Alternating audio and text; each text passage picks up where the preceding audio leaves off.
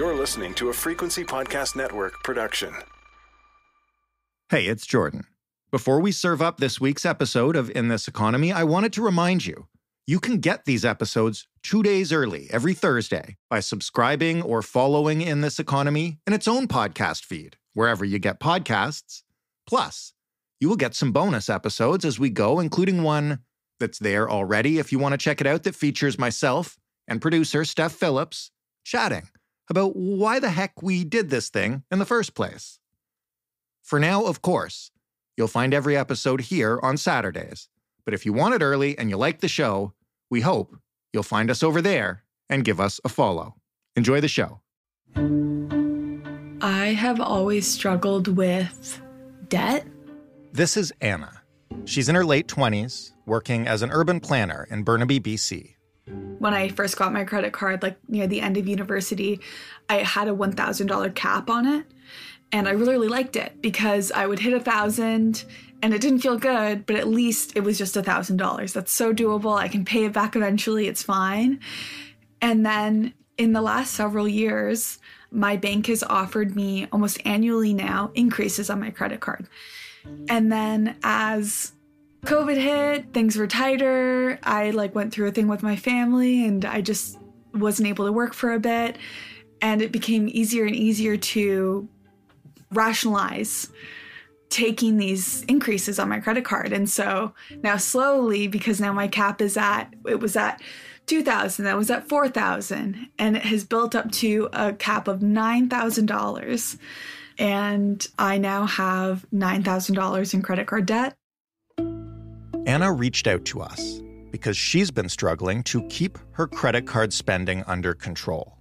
And sure, sometimes it's because she's using it to live outside her means, but at other times, she just needs to cover the cost of living while she waits for her next paycheck.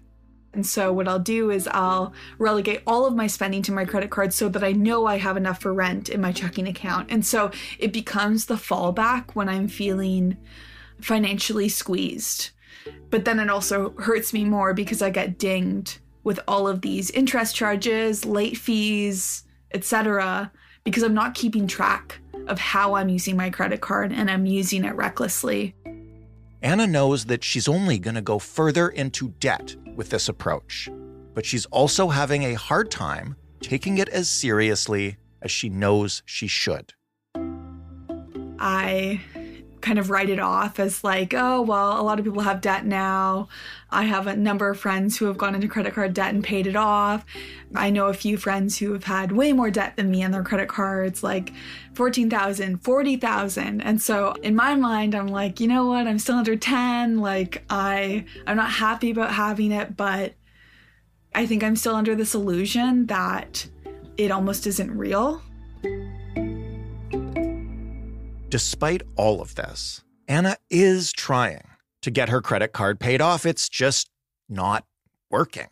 I've gotten to this point where the average owing on my credit card is building year by year. And I'm scared that it's going to become, I'm scared I'm going to get to a point where in a year or two, I'm crossed over into 13,000 or 18,000. And then it'll feel like I can't get out of it. Okay, forgive me for this, but Anna has reached her limit when it comes to credit card debt. And she is not alone, whether it's to pay for a trip abroad or just the bill for a grocery trip down the street. More Canadians than ever are relying on credit just to get by. The average Canadian, right now, has over $4,000 in credit card debt. And according to Equifax, a well-known consumer credit reporting agency, the average amount of debt Canadians carry has increased by more than 20% since 2019. The effects of inflation on the everyday cost of living isn't going away anytime soon. So is it even possible right now to get by without taking on loans or falling into debt traps? How do you avoid debt or just avoid drowning in it in this economy? I'm Jordan Heath Rawlings, and yes, you are listening to In This Economy.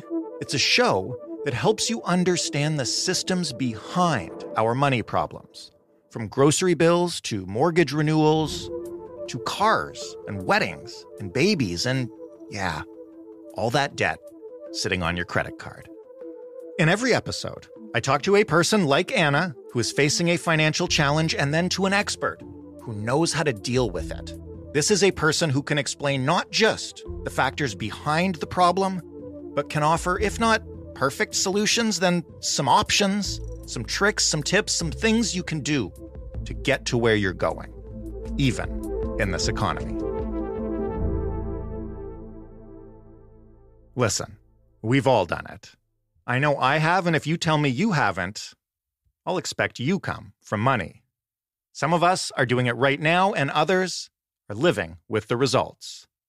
Yeah, I'm talking about whipping out the credit card to buy something when you know you don't have the money to pay for it. Do we know, when we do that, how much it's actually costing us? Tori Dunlap doesn't think so. There's a lack of education about debt, about how loans work, about all of the restrictions and the features of each kind of loan. Tori is the founder of Her First 100K, a financial education company aimed at young women. She's the author of Financial Feminist and hosts the Financial Feminist podcast. In research for my book, Financial Feminist, I actually discovered that the vast majority of women who are in debt because they don't understand how a loan works. And that's not, of course, because they're stupid, but it's because no one told them. No one taught them the difference between principal and interest. If you go into a store, a lot of store credit cards are branded as rewards cards. They don't understand and realize that these are actually credit cards and that you can go into debt for them. So that's the first thing. Do you have a 2-minute spiel about how loans work? I just love in case that. somebody is listening to this and is like, oh shit, that's me. So a basic loan is made up of a principal and an interest. Principal is the original amount of money you took out. So if you put $1,000 on a credit card, that is your principal. That is the original amount of money. If you take out a mortgage for $200,000, right, the principal is the original amount of money. The interest is basically the cost of that loan because they're not going to just give you money for free. So the interest can sometimes compound in a simple way. And I mean, that's literally what it's called, is simple interest. But the stuff that's really gnarly is what's called compound interest. It's what makes investing so exciting because you're earning money on money on money on money with your interest. And it's what makes a lot of debt suck so hard because your interest only earns interest, earns interest, earns interest. It's why I get tagged in a TikTok every other week about someone who has been paying off their student loans for 5 years, yet owes a larger balance than when they started because that interest continues to accrue. So how do we pay off debt? It's actually shockingly simple. We do everything we can to not only contribute our monthly payments or our normal everyday payments, but also contributing extra money towards not the debt in general, but towards the principal specifically. Because if you can lower the principal, you're paying less in interest. This is how you're able to pay off debt faster, because if you have less money to begin with, well, it's charging less interest, it's earning less interest on that interest, and that's how you can get out of debt quicker. Illiteracy is one easily correctable, thankfully, reason people find themselves in debt. What are others? Some are, we should acknowledge this here as we often do on this show, some are beyond people's control. Oh, completely. I mean, I say this in my book. We were told often that going into debt was a necessary part of our lives, right? Mm-hmm. Like, I'm American. We have a huge student loan crisis, obviously, trillions of dollars of student debt here in the United States. Yet we're told like that is what you should do, is you should go to college and get a degree no matter how much it costs. And often debt is actually a necessary part of life, yet we feel all of this shame for it. The average person, in order to accelerate their life by getting a degree, by purchasing a house, by starting a business, will have to go into debt to do that. Yet we do feel this shame. So to your point, I think circumstances, of course, and systemic oppression play into this in a massive way. That's the largest part of the personal finance equation. It's not your personal choices. It's all of the systemic issues you're facing. But also uniquely with debt is there's so much shame and judgment around it. I have my nemesis in the United States, Dave Ramsey, right? His number one thing, it's like, debt is awful. You must pay it off immediately. And like, you can't do anything else. You can't have fun if you have debt. You can't go out to eat. You can't do anything nice for yourself yourself. And that contributes, I think, to this feeling of, well, if I have debt, I'm just not going to look at it. I'm not going to acknowledge it. I'm not going to make a plan for it because I feel so much shame. So if that is you, know you're not alone. We actually have a term in the personal finance community for it, and it's called the ostrich effect. You bury your head in the sand, you act like your problems don't exist. And that is a totally understandable conclusion to the dilemma you're facing, but not the most healthy. So yeah, definitely circumstances, of course, as well as just the shame and judgment. And I would say lastly about debt, the compound interest. Like, it's so hard to take out a loan and then to feel like, okay, I'm doing what I was supposed to do. You know, I got my degree, or I'm, again, purchasing a house, or maybe, yeah, I did go into credit card debt, but I needed to do that. And then suddenly now, 6 months, a year, 5 years later, I'm in more debt than when I started. Yeah. And it's this, again, it's like a shame cycle. You feel bad because you're in debt. You feel bad because you won't look at it. It makes you feel worse. And then it just keeps going over and over and over again. Right off the top, we talked about credit cards. I mentioned not all debt is created equal. Yeah. I don't know if you keep a running ranking in your head of them, but can you just outline the typical types of debt people find themselves in, and which ones do people really need to watch out for? Yeah. So again, I know my United States numbers, and I imagine they're very similar. The average student debt in the US for interest rates is anywhere from 4 to 5%. Mortgages, depending on the time, right? We're looking at, as of this recording, about 7% interest, 8%, right? But usually they're like 3 to 4. So that debt is more manageable just in terms of interest rate. But it's also debt that tends to be a higher principal, right? You're not buying a $40,000 house, most of us, right? Not in Canada. Yeah, I live in Seattle, Washington, where, you know, you're not getting a 2-bedroom, 2-bath for less than $900,000. Like, that's just not happening. I'm in Toronto, where the average home price is $1.2 million. Oh yeah, crazy. So yeah, we're looking at a more manageable interest rate typically, but we're looking at a larger amount. You're looking at, you know, a significant amount for student loans. You're looking at a significant amount for a mortgage. So depending on how you classify that debt, for me, it's really about the interest rate of like, how bad is the debt? It's about interest rate. So that's more manageable. Where we start to get really sticky is credit cards. The lowest credit card interest rate you're going to find is 15%, but the average is like 21, 22, sometimes all the way up to 30% interest. So you can imagine if I put purchases on a credit card and I'm not paying them off and they're accruing interest, how much of a hole you end up digging for yourself, especially if you continue putting purchases on a card that you can't afford. It's just compounds and compounds and compounds to the point where it's just a really big number for a relatively small amount of principal. As you were saying that, I realized that I actually have no idea what the interest rate on my credit card is. Most of us don't. Now, for me, I couldn't tell you either, but I use credit cards as debit cards. Yeah. So for me, actually knowing my interest rate doesn't really matter because I'm not going to go into debt. This is why I talk about in my book and on my podcast, like the importance of an emergency fund. And actually, even if you're in debt, it's important that we save an emergency fund first so that we don't go into debt or go into more debt trying to pay for an emergency. Because what I see a lot is people who, you know, get laid off, or they have some sort of medical emergency, or their cat gets sick, or they have a flat tire and they don't have that emergency fund saved. Well, where are you turning to? You're turning to credit cards. And although they're a really great resource, if you can use them responsibly, it's like a tool, right? It's like a knife. This knife can cut you vegetables, but if you misuse it, it can slice your finger. So it's really, really important that if you do have a credit card, you're understanding how to manage it responsibly, which means on time, in full payments, not just paying the minimum balance, not keeping a balance month over month, and having that emergency fund saved so you don't have to go into credit card debt, which is some of the most costly debt if you have, you know, this unforeseen circumstance. Has it always been this way, especially around credit cards? Have they always been seen as a tool that can go both ways? I feel like debt of all kinds, but especially just putting it on your credit card, has become increasingly normalized. And I wonder how we got here. Yeah, I mean, credit cards are a relatively new thing. You know, 1970s, 80s, 90s started becoming more popular.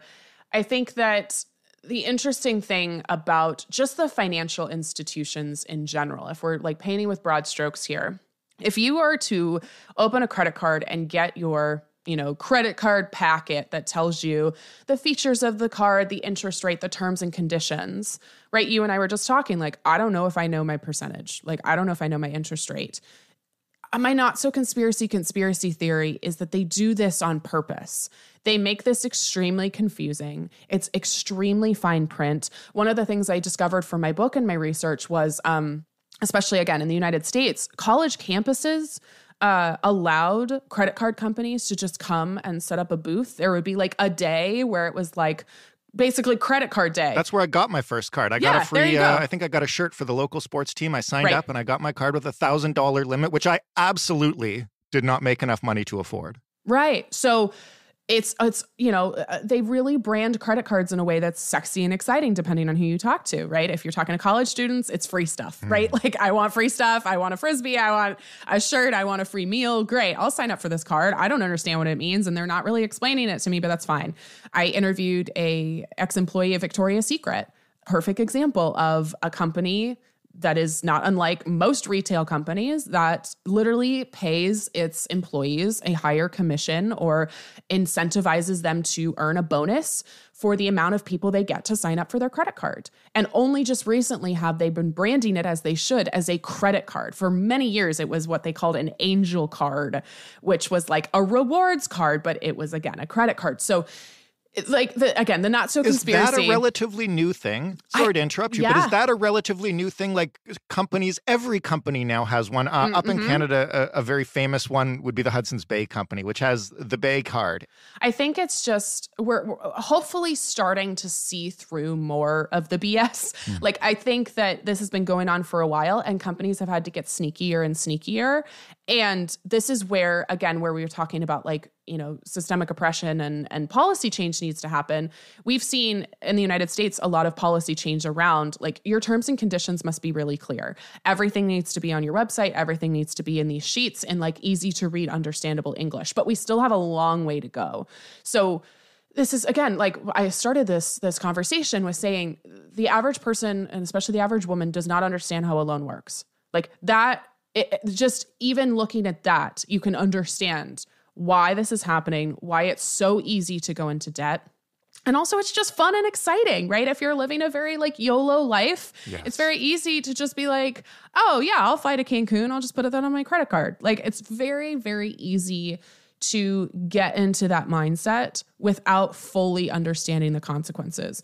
And I want people to live a beautiful life without deprivation, where they get to go to Cancun, but they're not drinking a pina colada on the beach with a side of guilt, right? Or a side of, oh my gosh, how am I going to actually pay for this when I get home? Like, the goal is to still get you to wherever you want to go and do whatever you want to do, but without that, like, little voice in the back of your head that's going, but I can't afford this.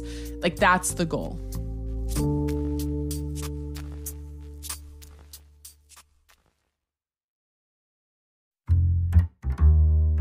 You've mentioned guilt and shame related to debt a couple of times. I want to ask about the other side. When we have these conversations about, the average student loan is this much money, the average household in Canada has $4,000 in credit card debt.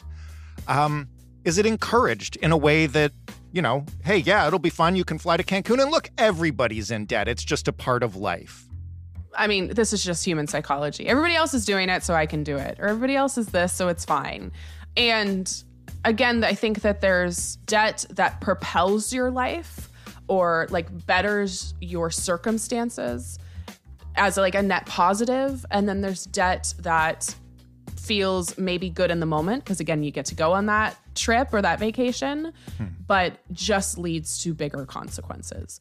And we're starting to have more of those conversations, I think, as individuals and as a general society, of what debt is worth it, right? Again, we're having a lot of conversations in the US about is a college degree actually worth it? Yeah.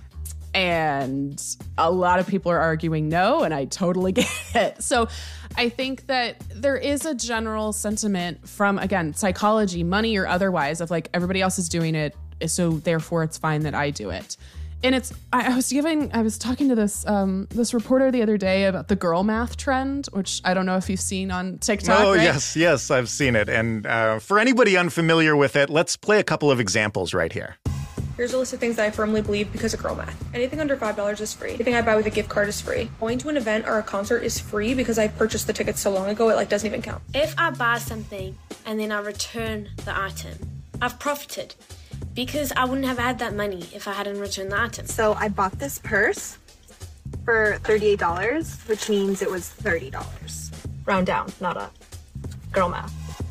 Yeah, so girl math is this, this idea of like the mental gymnastics you have to do in order to like justify a purchase to yourself. Now, there's a lot of conversations that I'm having with reporters who ask me about girl math, about how women have to do this and have to justify their purchases to themselves and men don't, how women's purchases or things that are deemed feminine are innately frivolous, right? We only label frivolous spending to be lattes and manicures. It's not NFL season tickets. It's not golf clubs.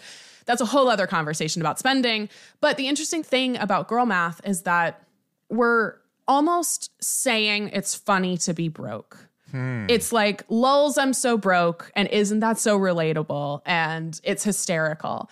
It's almost not cool to be financially stable, especially like in internet culture and for millennials and Gen Z, because that isn't relatable to the average person. It isn't relatable to like not have debt and to be, having 3 to 6 months plus of living expenses for your emergency fund and to feel like you can pay and afford your bills. Now, again, this is a lot of systemic oppression. I'm always the first person to say that. These are a lot of factors outside of your control. But a lot of people are feeding into this feeling of like, oh, yeah, I do have money in order to afford the things that I love. And I do have money in order to take care of myself. But I am going to blow it all for the bit. Like, I'm going to blow all my money because it's funny. And I'm like, that's not the conclusion here. Please let that not be the conclusion. Last question before we talk about solutions. How do financial companies and businesses in general use that attitude you just described to encourage people to take on debt? And one of the things that keeps coming up as we talk about new forms of debt are those micro purchases you can make where you're going to buy a $200 sweater and all of a sudden this little button pops up as says, you could just pay it for 4 payments of $49.99. I literally just went and got a new phone yesterday. I've had a phone since 2020. I need a new phone. And of course, they're like, hey, you can pay this, you can buy this brand new iPhone. They don't even tell you can pay it in full, right? They tell you like, hey, every month, in addition to your phone plan, we're going to charge you, $20 for this phone. That's the default setting. Now, they don't charge interest, but a lot of these other companies, if you don't make your payments, right, they're going to charge you interest. Yep. If you go and buy a sweater at X company, right, just to your point, the sweater's $100, $200, it'll say, oh, but do you want to make 4 payments of $20? How about that? And no, there's not going to be interest, but there's interest if you don't make your payments. I mean, it's like layaway, right? We used to think about like going to Walmart in Christmas time and you could lay away your purchases. Like, this is not new. It's just new clothing, right? It's just like, it's a new version of this with the internet. If it seems too good to be true, it probably is. It probably has some sort of catch. And this is, again, where it's really important. I know it's really boring, but it's important to read the fine print before you make any sort of financial choice. If it seems too good to be true, if your gut like tings a little bit, it's probably too good to be true. What should somebody do if, like our listener, Anna, who has over $9,000 in credit card debt? Yeah.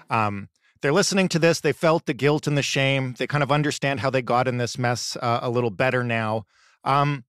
What do you do when you're ready to start getting out? There's got to be a place to start. It must feel insurmountable. So for Anna and anybody else listening that feels like, oh my gosh, I'm drowning in debt. I don't know how to move forward. First thing, and it sounds fluffy and touchy-feely, do everything you can to release the shame that you have around debt. This feeling of like, oh my gosh, I'm so stupid. I got into debt. I am a bad person if I have debt. I talk about this in my book as one of the narratives that gets perpetuated. Like, I am a bad person if I have debt. Your self-worth is not your net worth. It's okay. You either made this choice because you thought it was the right thing to do, or because you didn't know, or even you just thought, oh, I'll figure it out later. And beating yourself up even more is not going to do anything. It's only going to make you feel terrible. So release any of that shame and guilt.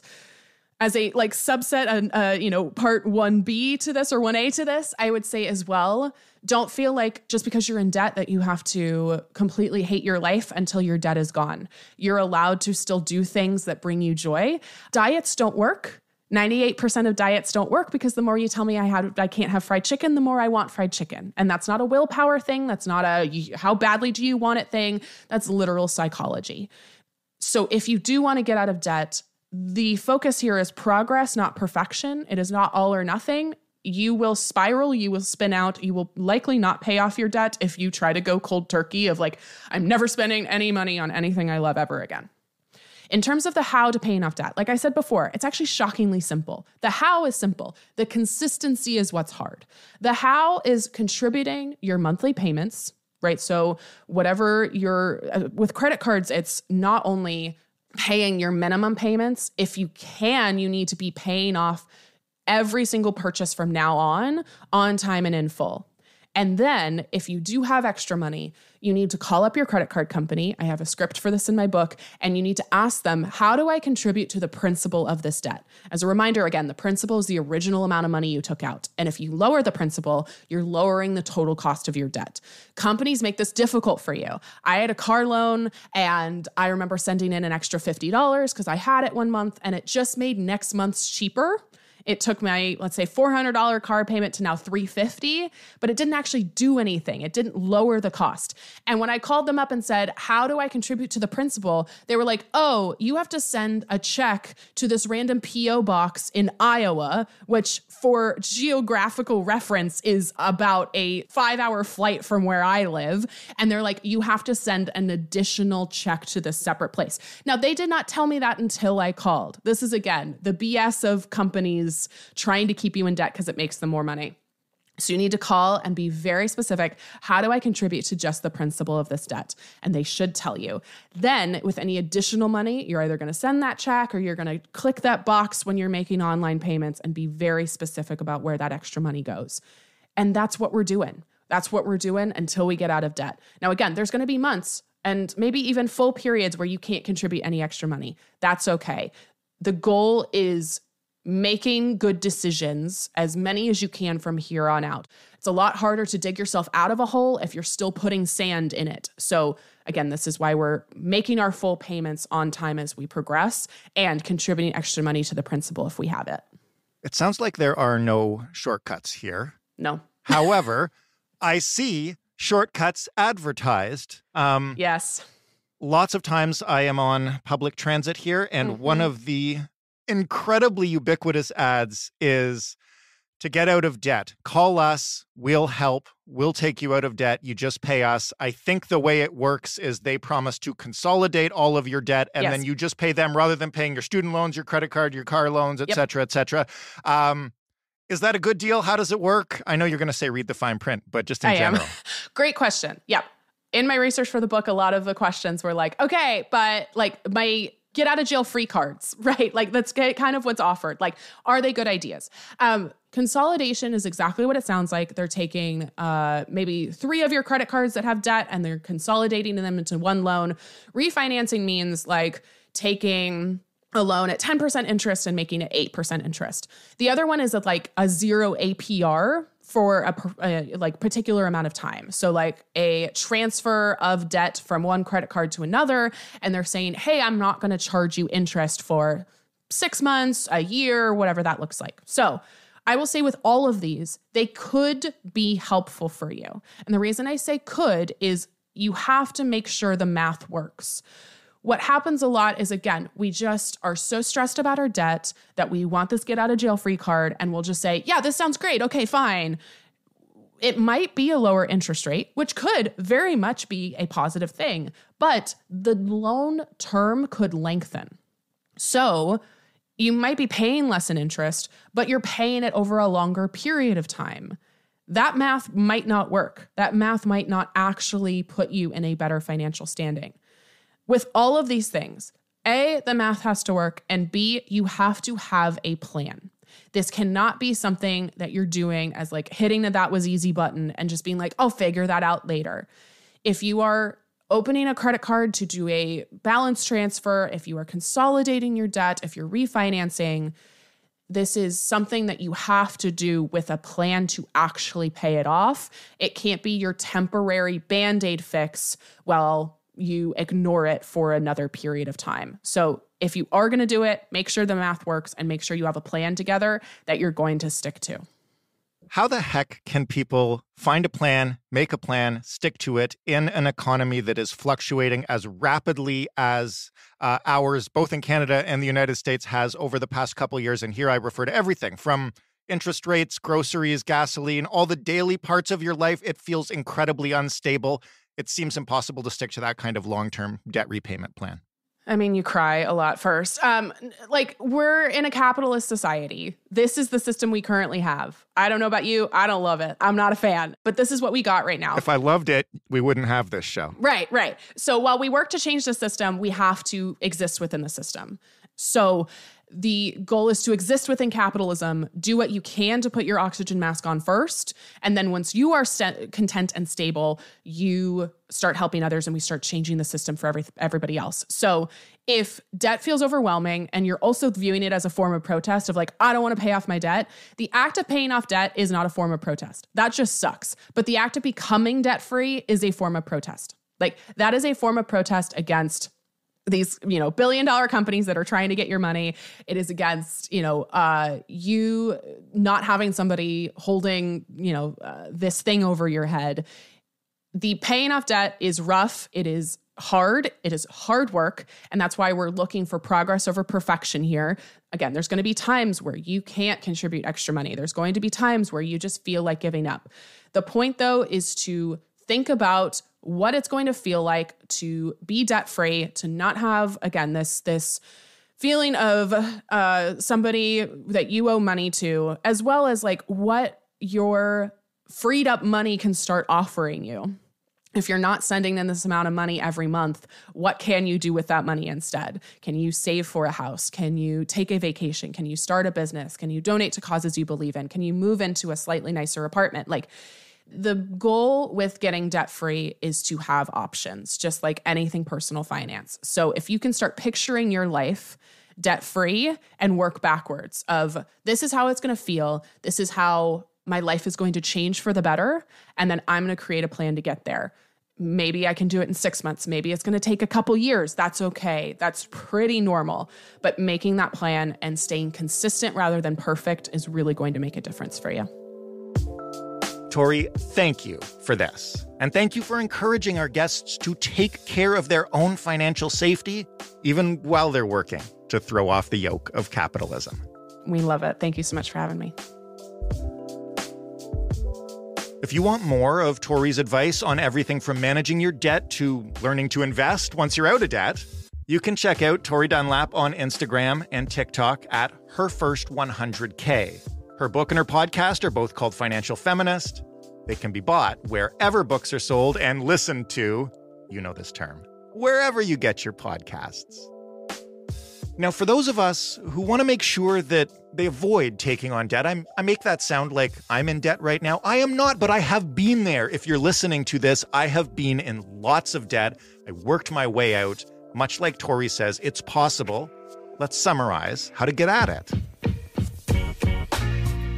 First, you've got to know the difference between the principal, which is the amount you originally borrowed, and the interest, which is the amount you're paying on top of what you borrowed.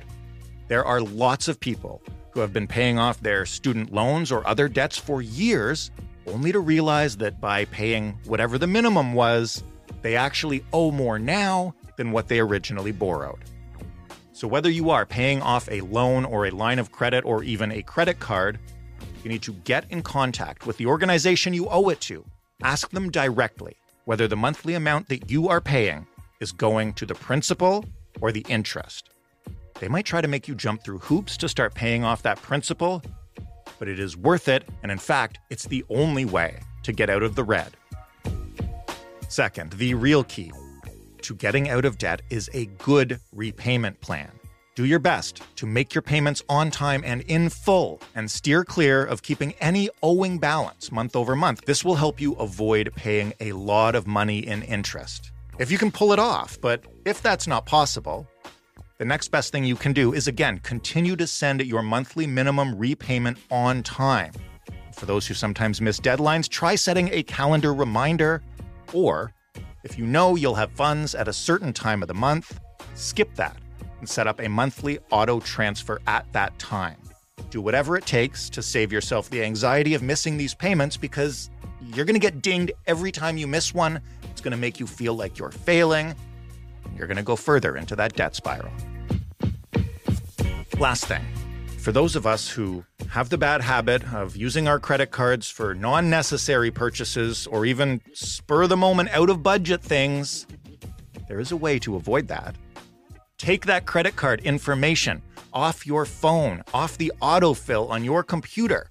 Anything that will allow you to impulse buy something you don't need or can't afford, make it harder for yourself. Make yourself have to jump through hoops, the way the companies do when you want to pay off the principal.